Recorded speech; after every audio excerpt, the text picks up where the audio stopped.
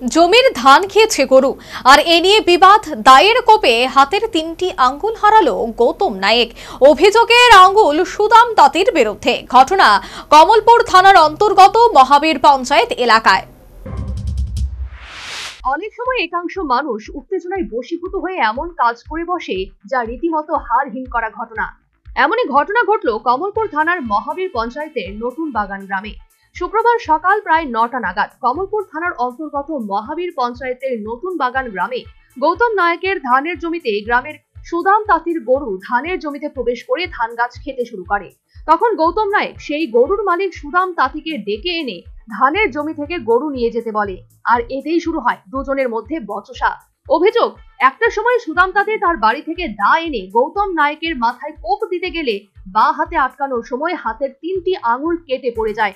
এই ঘটনার পর চিৎকার চেঁচামেচিতে গ্রামের মানুষ জড়ো হয় এবং রক্তাক্ত গৌতম নায়েককে কমলপুর বিমল সিংহ মেমোরিয়াল হাসপাতালে নিয়ে আসা হয়। হাসপাতালে তার চিকিৎসা চলছে। শুনুন গৌতম নায়েকের স্ত্রীর বক্তব্য। আমরা বাড়িতে আসলাম। বাসা কোথায়?